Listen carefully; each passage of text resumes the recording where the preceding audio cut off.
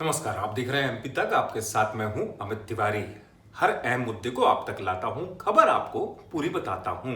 बात आज सिंधिया की, बात बीजेपी के टिकट की और बात आज चल रहे बीजेपी के अंदर मंथन की। अब बात यह निकली कि बीजेपी की लिस्ट में इतनी देरी हो क्यों रही है। कांग्रेस ने 24 नाम घोषित कर दिए। वो कांग्रेस जिसके लिए इस चुनाव में 20 या सीटें जीतना ज्यादा जरूरी है, कांग्रेस पहले लिस्ट के नाम घोषित कर चुके।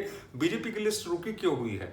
हालांकि आप ये कहेंगे इस बात को कि सिंधिया के जो समर्थक लोग हैं जो आए हैं कांग्रेस में, उनको तो टिकट मिल रही है। चलिए, ये बात सही है कि आप जो सोचते हैं कि उनके समर्थक को टिकट मिल रहा है, लेकिन इतना आसान नहीं है। सिंधिया की वजह से रुकी हुई है लिस्ट। कैसे रुकी हुई है आपको जल्दी बता दूं। भोपाल में जो आज बैठक हुई, उस बैठक में शिवराज सिंह, सिंधिया और बीजेपी के तमाम बड़े नेता शामिल हुए हैं।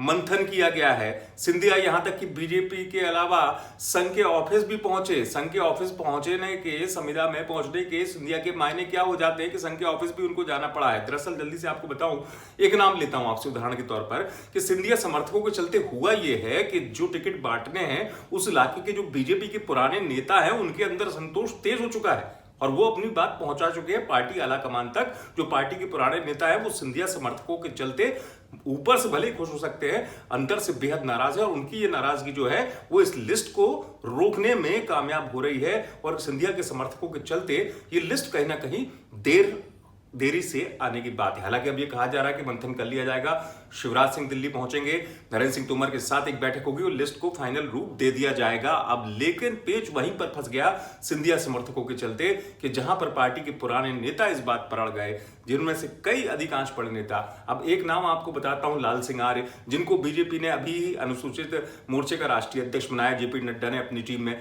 लाल सिंह आर्य का उदाहरण ही आप ले लीजिए। गोहद से चुनाव वो लड़े थे, वहां से रणवीर जाटव ने उनको हरा दिया था। वो रणवीर जाटव बीजेपी में चले गए। अब वो रणवीर जाटव सिंधिया के समर्थक हैं। तो ऐसे तमाम वो चेहरे हैं जिनको लेकर बीजेपी के जो पुराने नेता हैं या जो कद्दावर नेता अपने अपने इलाके में अपना वजन रखते हैं, उनके अंदर नाराजगी है।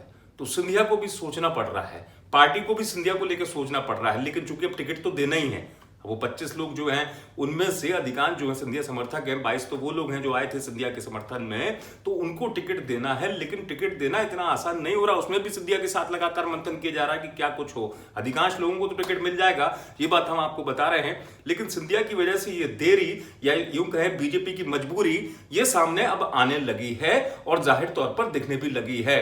तो यही वजह मानी जाएगी बीजेपी की लिस्ट पर सिंधिया के समर्थकों के चलते जो ये हालात बने हैं, इसके चलते बीजेपी को 10 बार सोचना पड़ रहा है, क्योंकि सत्ता बचाना बड़ी बात होगी। सिंधिया समर्थकों वाला फैक्टर कहीं बीजेपी पर हावी ना पड़े, तो इसलिए चलते सिंधिया के चलते बीजेपी की जो लिस्ट है इन पर तमाम मंथन चल रहा है। हालांकि नाम जल्दी घोषित होंगे, जिसको मैंने आपसे कहा।